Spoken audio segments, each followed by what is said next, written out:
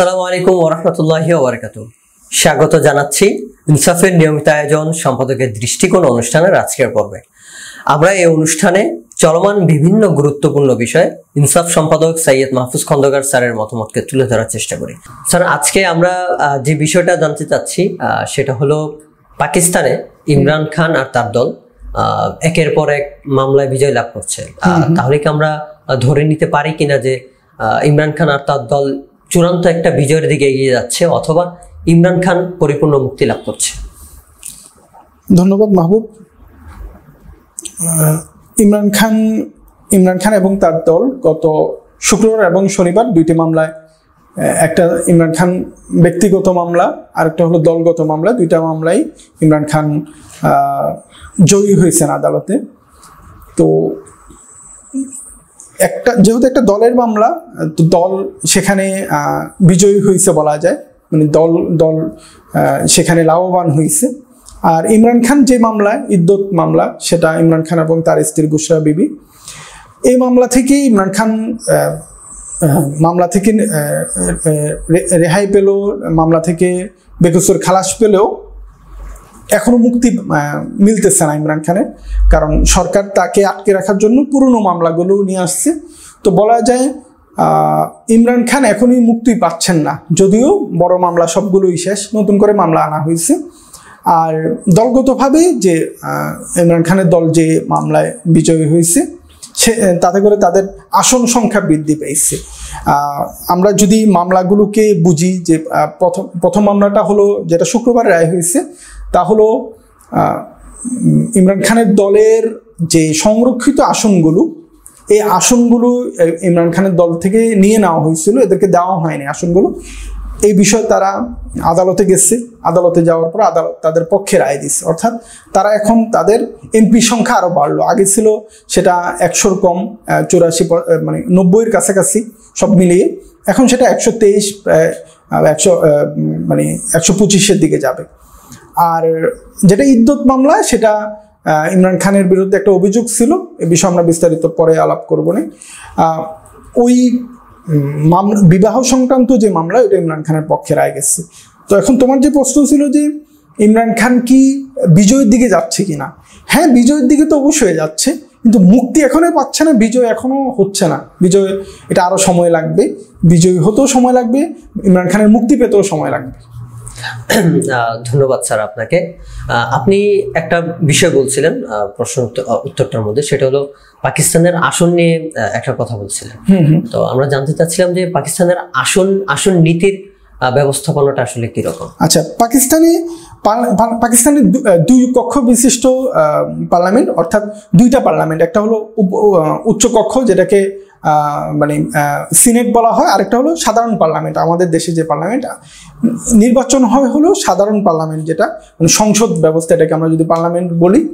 তো ওইখানে আসন আছে হলো 236টা। 236টা আসনের মধ্যে নির্বাচন হয়।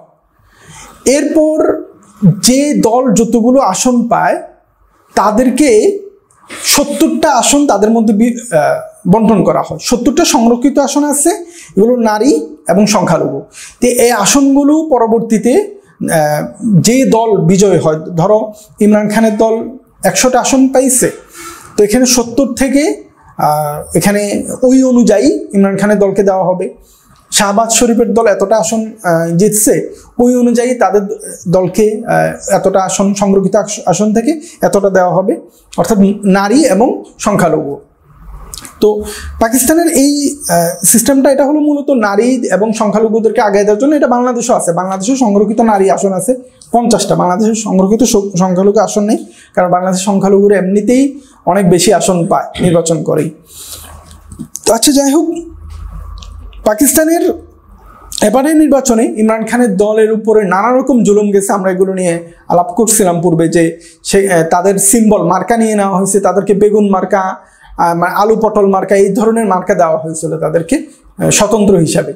তো এতে করে যখন তারা বিজয়ী হয়ে সংসদে গেছে, তারা অন্য একটা দলে ব্যানারে যাইতে হয়েছে। এটা একটা লম্বা আলাপ, আমরা ওইদিকে যাচ্ছি না। অর্থাৎ ইমরান খানের দল সংসদে যাওয়ার পর তাদের যে সংরক্ষিত আসন থেকে তারা যে অংশটা পাওয়ার কথা, তাদেরকে অংশটা দেওয়া হচ্ছে না।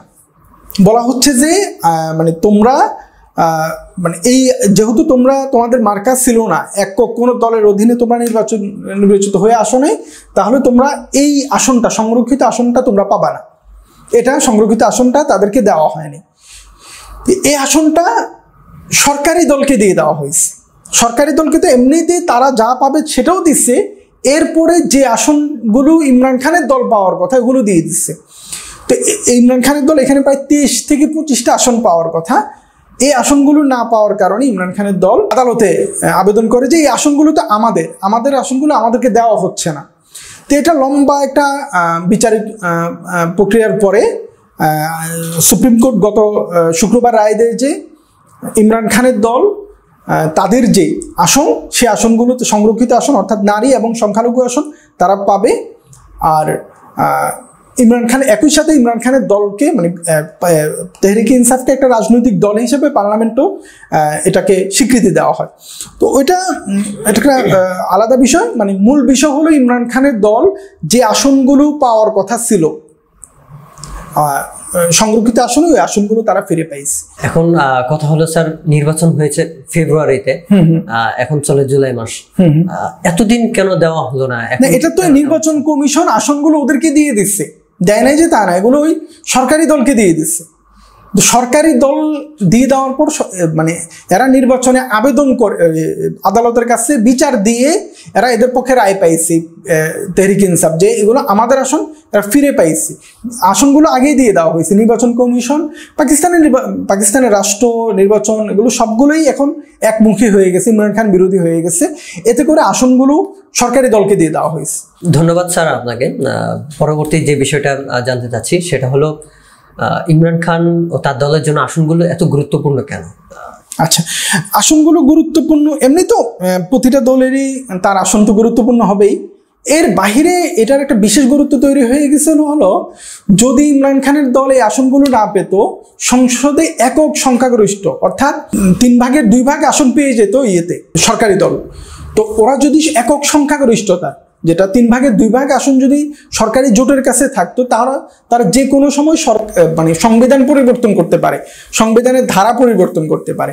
তো এখানে ধারণা করা হচ্ছিল যদি মানে ইমরান খানের দল এই আসনগুলো না পায়, সরকার যেভাবে কার পক্ষে এই আসনগুলো নিয়ে নিচ্ছে, তাতে করে যে পাকিস্তানের বর্তমান প্রধান বিচারপতি, যিনি ইমরান খানের ঘোষিত শত্রু, তাকে আরো 2 বছর বা 3 বছরের একটা এক্সটেনশন দেওয়া, তার মেয়াদ বৃদ্ধির একটা চেষ্টা চলতেছিল। যদি এই চেষ্টাটা সফল হয়ে যেত, তো ইমরান খান আর জেল থেকে বের হওয়া সম্ভব না এবং পাকিস্তানের রাজনীতি একমুখী হয়ে যেত।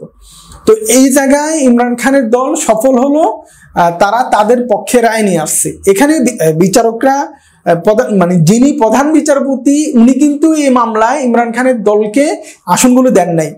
এখানে যে বিচারকটা ছিল 13 জনের মধ্যে যে 5 জন ইমরান খানের বিরুদ্ধে রায় দিচ্ছে, সংখ্যাগরিষ্ঠ আসছে ইমরান খানের পক্ষে, কিন্তু এমনি যে 5 জন ইমরান খানের বিরুদ্ধে রায় দিচ্ছে, এদের মধ্যে একজন হলেন প্রধান বিচারপতি।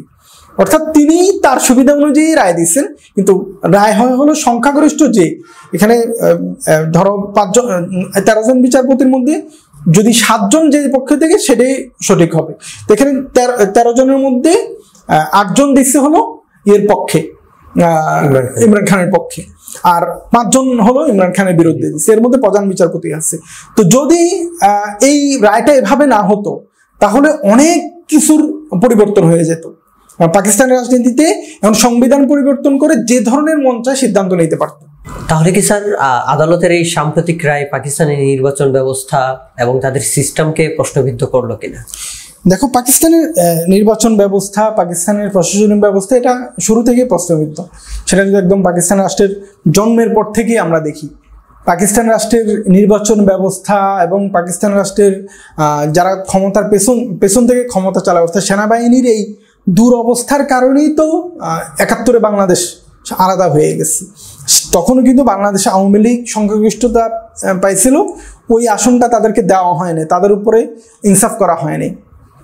তখন সেভাবে আদালতের দিকে যাওয়া হয়নি, তখন তো বিষয়টা অন্যদিকে চলে গেছে, যুদ্ধে পরিণত হয়েছে, লক্ষ লক্ষ মানুষ প্রাণ হারাইছে, শহীদ হয়েছে, বাংলাদেশের মানুষের উপর জুলুম চলছে। পাকিস্তানে এখনো প্রায় একই ধরনের সিস্টেম চলতেছে, এই কারণেই এমনটা হচ্ছে। তারপরও পাকিস্তানের বিচারপতিরা তারা কিছুটা হলেও চেষ্টা করতেছে, যে সবাই না, যেমন প্রধান বিচারপতির কথা যে বললাম, প্রধান বিচারপতি তো সেনাবাহিনীর সাথে মিলে ইমরান খানের বিরুদ্ধেই চেষ্টা করতেছে এবং তার কারণেই সমস্যাগুলো তৈরি হচ্ছে। সে সিম্বল বাতিল করে দেওয়াতে, মার্কা বাতিল করাতেই সমস্যা তৈরি হয়েছে। তো এখানে এখন যে নির্বাচন ব্যবস্থা, এরা খোল্লা মানে একদম প্রকাশ্যই ইমরান খানের দলের বিরোধিতা করতেছে, তারা প্রকাশ্যই ইমরান খানের দলের বিরুদ্ধে অবস্থান নিচ্ছে। তো এটা পাকিস্তানের জন্য নতুন কিছু না, এটা খুব নর্মাল বিষয় পাকিস্তানের জন্য। ধন্যবাদ স্যার। আরো একটা গুরুত্বপূর্ণ একটা বিষয়, যে বিষয়টা জানতে চাচ্ছি সেটা হলো পাকিস্তানের জমিয়তে উলামায়ে ইসলাম এবং মাওলানা ফজলুর রহমান সাহেবের এই বিষয়ের তাদের বক্তব্য বা মতামত কি? আচ্ছা, এই জায়গায় মাওলানা ফজলুর রহমান সাহেব অত্যন্ত মানে আমি বলবো যে উনি বিচক্ষণতার পরিচয় দিচ্ছেন। উনি যেটা করেনি, উনি বিচক্ষণ না এটা বলার কোনো সুযোগ নেই, উনি অত্যন্ত বিচক্ষণ রাজনীতিবিদ। তিনি এক্ষেত্রে এবার আইসা তিনি ওনার দলেরও কিন্তু বেশ কয়েকটা আসন চলে গেছে, মানে ইমরান খানের দলের থেকে যে আসনগুলো কেড়ে নেওয়া হয়েছিল এগুলো যাদের মধ্যে বন্টন করছে ওনার দলও আছে, জমিয়তুল উলামা ইসলামকেও কয়েকটা আসন দেওয়া হয়েছিল। তো ওইখান থেকেই আসন কমে গেছে। তারপরে মাওলানা ফজলুর রহমান সাহেব বলছেন যে আমি যেটা সঠিক এটাকে আমি মেনে নেই, অর্থাৎ পাকিস্তানের সুপ্রিম কোর্ট যে রায় দিচ্ছে পিটিআই এর পক্ষে, আমি এটার পক্ষে আছি। এবং উনি আবার একই সাথে আশাও প্রকাশ করছেন যে এতে করে আমাদের দুই দলের মধ্যে সম্পর্কটা আরও উন্নতি হবে। আমরা এই বিষয়গুলো নিয়ে লম্বা আরও প্রয়োজনে আলাপ করবো না। যে মাওলানা ফজলুর রহমান সাহেবের সাথে ইমরান খানের দূরত্ব কিন্তু অনেকটাই, মানে দুই দলের মধ্যে দূরত্ব অনেকটাই কমে আসছে এবং তারা ঐক্যবদ্ধ হয়ে সরকার বিরোধী আন্দোলনের দিকে যাচ্ছে। তো এই জায়গায় বলতে পারি যে এটা মাওলানা ফজলুর রহমান সাহেব চাইলেই বিরোধিতা করতে পারতেন, যদিও বিরোধিতা করে খুব একটা লাভ হতো না, মানে সরকারও বিরোধিতা করতেছে কিন্তু লাভ হচ্ছে না, যেহেতু আদালত রায় দিয়ে ফেলছে। কিন্তু মাওলানা ফজলুর রহমান সাহেব সরকারের পক্ষে না যেয়ে এখানে ইমরান খানের পক্ষে অবস্থান নিয়েছেন, এতে করে ওনার ক্ষতি হওয়ার পরেও। স্যার, এতক্ষণ আমরা ইমরান খানের প্রথম মামলাটা নিয়ে কথা বলছিলাম, তার আরো একটি মামলা রয়েছে গুরুত্বপূর্ণ, দ্বিতীয় যে মামলাটা যেটা শনিবার রায় হয়েছে, সেই বিষয়ে যদি আমাদেরকে কিছু বলতে। ধন্যবাদ মাহবুব। প্রথম মামলাটা ছিল ইমরান খানের দলের মামলা, যেটাতে ইমরান খানের দল জিতে আসছে। দ্বিতীয় মামলাটা ইমরান খানের ব্যক্তিগত মামলা। ইমরান খানের যে তৃতীয় স্ত্রী বুশরা বিবি, বর্তমান যিনি স্ত্রী, তার সাথে ইমরান খানের বিয়ে সংক্রান্ত একটা মামলা বুশরা বিবির সাবেক স্বামী এটা আদালতে নিয়ে যায় যে তার সাথে বিচ্ছেদের সময়, বুশরা বিবির বিচ্ছেদের পরে ইদ্যত, যে ইসলামী পরিভাষায় যে ইদ্যত, তালাকের পরে যে ইদ্যত পালন করতো, ইদ্যত পালন না করেই বুশরা বিবি ইমরান খানের সাথে বিয়ে করে ফেলছে, বিবাহ বন্ধনে আবদ্ধ হয়েছে। এই মামলাটা নিয়ে তারা আদালতে যায়। এটা নির্বাচনের আগে তাড়াহুড়া করে ইমরান খান, মানে সেনাবাহিনী এবং সরকার মিলে ইমরান খানের বিরুদ্ধে একটা রায়ও নিয়ে আসে। আদালত থেকে রায় দেওয়া হয় যে ইমরান খান ইদ্যতের মধ্যে বিয়ে করে ফেলছে, এজন্য তার 7 বছরের কারাদণ্ড। এটা একটা মানে পুরো পৃথিবীর ইতিহাসে বা মুসলিম মানে বর্তমান আধুনিক ইতিহাসে যে আদালত ব্যবস্থা, এর মধ্যে এই ধরনের মামলা ইতিপূর্বে কখনো হয় নাই, যে একজন বিয়ে করছে, বিয়েটা বলা হচ্ছে ইদ্যতের মধ্যে করে ফেলছে। তো এবং এটা নিয়ে এটাকে মানে আদালতে নেওয়ার পর আদালতে আবার 7 বছর কারাদণ্ড দিয়ে ফেলছে। তাও এই অভিযোগটা করা হয়েছিল 6 বছর পরে, মানে বিয়ের 6-7 বছর পরে যায় সাবেক হাজবেন্ড। তো এইটা নিয়ে আদালতে যখন যাওয়া হয়, নানা রকম এটা নিয়ে আলোচনা সমালোচনা, পুরো মানে পাকিস্তানের বাইরে আন্তর্জাতিকভাবেও এটা নিয়ে বেশি সমালোচনা হয়েছে যে এরকম একটা মামলা কিভাবে হয়, এটা একটা বিয়ে সংক্রান্ত, এটা ইদ্যত পালন হয়েছে কি হয় না, এগুলো ফতোয়ার বিষয় আছে, মানে মুফতিদের ইস্যু আছে। কিন্তু এটাকে একটা আদালতে নিয়ে এটা রায় দিয়ে ফেলছে। তো সর্বশেষ শনিবারে আদালত এখানে স্পষ্ট জানাইছে যে এটা ইমরান খান এবং তার স্ত্রী এখানে নির্দোষ। এবং এটা মানে উল্টো আদালত প্রশ্ন করছে যে আপনি যদি মনে করেন যে ইদ্যতের মধ্যে বিয়ে করে ফেলছে, তা আপনি এতদিন পরে, মানে তখন আপনি বলছেন যে সব ঠিকঠাক আছে, এখন আপনি বলতেছেন যে এটা ভুল করছে। তো এগুলো নিয়ে আদালত সর্বশেষ রায় দিচ্ছে যে ইমরান খান এবং তার স্ত্রী নির্দোষ। এবং এটা খুব নোংরা বিষয় হয়েছে, এটা আসলে আলোচনার উপযোগী না, কারণ ইদ্যত পূর্ণ হয়েছে কিনা এটা মূলত স্ত্রী ঠিক করতে পারে, যে মহিলা সে বলতে পারে স্ত্রীর এটা একটা মানে এটা মহিলাদের বিষয়, এটা মহিলারাই ঠিক বুঝবে যে আমার এই পরিমাণ সময় পার হয়েছে কিনা। তো এটা যেহেতু মানে মহিলাদের বিষয়, এটাকে শুধু শুধু আদালতে নিয়ে এসে এবং এটাকে নিয়ে নোংরামি করার কারণে পুরো পাকিস্তানে এটা নিয়ে আরো মানে মানে শিক্ষিত শ্রেণীর কাছে এটা নিয়ে সরকার সেনাবাহিনী আরো বেশি মানে এটা ঘৃণিত হয়েছে। কারণ একটা রাজনৈতিক মামলা করতেই পারে, আরেকটা বিষয় হলো ব্যক্তিগত বিষয়কে নিয়ে এভাবে টানাটানি করাটা, এটা ইমরান খানের জন্য পজিটিভ হয়েছে, কিন্তু ইমরান খান বিরোধীদের জন্য অনেক নেগেটিভ হয়েছে। ফাইনালি শনিবার এই মামলায় ইমরান খান এবং তার স্ত্রী মুক্তি মানে এই মামলা থেকে একদম বেকসুর খালাস পেয়েছেন। কিন্তু বুশরা বিবি এবং ইমরান খান দুজনকে নতুন মামলায় গ্রেপ্তার দেখানো হয়েছে, তারা মুক্তি পায় নাই এবং মুক্তি পাওয়ার সম্ভাবনা এখন খুবই কম। ধন্যবাদ স্যার। তবে বুশরা বিবির কথা যখন আসছে তখন তার ব্যাপারে একটা কথা প্রচলিত আছে যে সে নাকি পাকিস্তানের সেনাবাহিনীর এজেন্ডা হয়ে সে নাকি কাজ করে। এই ধরনের অনেক বক্তব্য আছে বুশরা বিবির বিরুদ্ধে। এখন তো বুশরা বিবির বিরুদ্ধে সেনাবাহিনী সবচেয়ে বেশি কাজ করতেছে। বুশরা বিবির যে ব্যক্তিত্ব, এই ব্যক্তিত্বটা নিয়ে নানা রকম কথা আছে, তিনি পীর না তিনি কোনো এজেন্ট, এগুলো নিয়ে নানা রকম বক্তব্য আছে। বিরোধীরা বলে থাকে যে সে জাদুঘর, জিন আছে, এটা সেটা অনেক কিছু। আর ইমরান খানের দল বলে থাকে যে তিনি বুজুর্গ।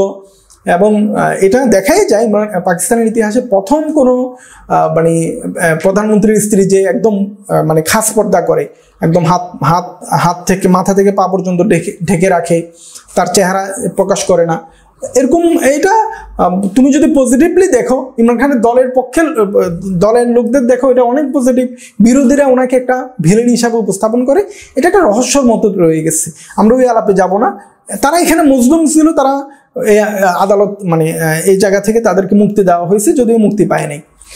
ধন্যবাদ স্যার। আজকে আমরা শেষ করব। শেষ করার আগে আরো দুটি প্রশ্ন। প্রথম যে প্রশ্ন সেটা হলো, বর্তমান যে সরকার আছে পাকিস্তানে, এই সরকার পতন হওয়ার কোনো সম্ভাবনা আছে কিনা? আর দ্বিতীয় যে প্রশ্নটা সেটা হলো, আপনি ইমরান খানের নতুন একটি মামলার কথা বলছিলেন, সেই মামলাটি কি? আচ্ছা, এখানে সরকারের পতনের সম্ভাবনা আছে কিনা, সরকার তো টিকে আছে, এটা টিকে থাকার মতো সরকার নাই। এটা মূলত হলো উর্দুতে বলা হয় ধরো বেসাখি দিয়ে, মানে এটা খুঁটি দিয়ে এটাকে আটকে রাখা হয়েছে, এটা পড়ে যাচ্ছে। কারণ এখানে অনেকগুলো দলকে সেনাবাহিনী একজোট করে সরকারে নিয়ে আসছে, আবার ইমরান খানের দলের আসনগুলো ছিনিয়ে নেওয়া হয়েছে, তার দল যেসব আসনে জিতছিল ওগুলো নিয়ে নেওয়া হয়েছে। তো সরকার আসলে টিকে আছে হলো ওই মানে পরজীবী হয়ে, পরের উপর নির্ভর করে টিকে আছে। আসলে সরকার টিকে থাকার মতো অবস্থায় নেই পাকিস্তানে। আর পতনের সম্ভাবনা আছে কিনা এটা অনেক কঠিন, কারণ সেনাবাহিনী যেহেতু পাকিস্তানের সেনাবাহিনী অন্যরকম, এটা বাংলাদেশের সেনাবাহিনীর মতো না বা অন্য দেশের সেনাবাহিনীর মতো না, তারা সরাসরি সরকারকে পরিচালনা করে। তো যতক্ষণ সেনাবাহিনী নিজে থেকে পিছু না হটবে অথবা সেনাবাহিনীর পতন না হবে, ততক্ষণ সরকারের পক্ষে মানে মানে সরকার পতন করে ইমরান খানের দল ক্ষমতায় আসা কঠিন। তো এটা এই মুহূর্তে এই বিষয়ে কিছু বলা যাচ্ছে না। তবে ইমরান খান একের পর এক বিজয় পাচ্ছে, এটা সত্য। ইমরান খান প্রতিটা জায়গায় তার সফলতা পাচ্ছে, সে কষ্ট করতেছে কিন্তু বিপরীতে সফলতা পাচ্ছে। ইমরান খানের বিরুদ্ধে তো মামলার অভাব নাই, 200-250 মামলা করে রাখছে ওরা। তো এখন সবগুলো থেকে ইমরান খান জামিন নিয়ে ফেলছিল, তো এরা নতুন করে আরো একটা মামলাকে সামনে নিয়ে আসছে যেন ইমরান খানকে আটকে রাখা যায়। এটা বাংলাদেশেও হয়, যখন মামলায় রাজনৈতিক নেতারা, এটা আমরা বাংলাদেশে মৌলানা মামুনুল হক সাহেবের ক্ষেত্রেই দেখছি, অনেকে বাংলাদেশের অনেক আলেম ওলামাদেরকে ক্ষেত্রে দেখা গেছে মামলা জামিন পাওয়ার পর নতুন একটা মামলা দেওয়া হয়। তো ইমরান খান ক্ষেত্রে একই ঘটনা হচ্ছে, জামিন পেয়ে যাচ্ছে তো নতুন করে একটা মামলা দিয়ে আটকে রাখা হচ্ছে। তো যতক্ষণ না সরকার চাইবে, এটা একটা তোষাখানা মামলা আনা হয়েছে। এটাও আরেক একটা মানে হাস্যকর মামলা। ইমরান খানকে সৌদি বর্তমান যিনি প্রধানমন্ত্রী এবং যিনি সৌদি আরবকে চালান বলা যায় যুবরাজ সালমান, মোহাম্মদ বিন সালমান ইমরান খানকে একটা ঘড়ি দিচ্ছে উপহার হিসাবে। ইমরান খানের স্বভাব হলো উপহার বিক্রি করে ফেলে। এটা ইমরান খান ক্রিকেটার যখন ছিল, মানুষ যেগুলোকে জমায়ে রাখে ওইগুলো বিক্রি করে দেয়। ইমরান খান এই ঘড়িটা বিক্রি করে দিচ্ছে। এই বিক্রিটা কেন করলো, এটার বিরুদ্ধে তার বিরুদ্ধে মামলা হয়েছে। ঘড়িটা সে কিনে নিচ্ছে, প্রথমত সে এটা নিজে উপহার পাইছে, উপহার পাওয়ার পর ঘড়িটা সে এটাকে তোষাখানায় জমা দিতে হয়, রাষ্ট্রীয় কোষাগারে জমা দিতে হয়। রাষ্ট্রীয় কোষাগার থেকে সে আবার কিনে নিচ্ছে, কিনে এরপর সে বিক্রি করে দিচ্ছে, তারপরও তাকে অপরাধী হিসাবে বিবেচনা করে তাকে মামলা চালানো হচ্ছে। এটাও টিকবে না। এটাও যেমন ইমরান খান প্রত্যেকটা মামলা ইমরান খান মুক্তি পেয়ে যাচ্ছে, এটাও মুক্তি পেয়ে যাচ্ছে। এবং যারা মামলা দিচ্ছে তারাও জানে যে ইমরান খানকে আটকে রাখা যাবে না। মামলাগুলো খুবই হাস্যকর মামলা, কিন্তু তারা মূলত ইমরান খানকে আটকে রাখতে চাচ্ছে, নরম করতে চাচ্ছে। ধন্যবাদ স্যার, আমরা এই জায়গাটি শেষ করতে চাই আজকের আয়োজনটি। ইনশাল্লাহ আগামী আরো কোনো একটি পর্বে নতুন কোনো একটা বিষয় নিয়ে আমরা আবারও কথা বলবো। বিদায় নেব আপনার থেকে, বিদায় নেব আমাদের দর্শকদের থেকে। ইনশাল্লাহ আমাদের সাথে যুক্ত থাকুন, আবারও সামনে কোনো একটি পর্বে আপনাদের সাথে কথা হবে। আসসালামু আলাইকুম ওয়া রাহমাতুল্লাহি ওয়া বারাকাতুহু।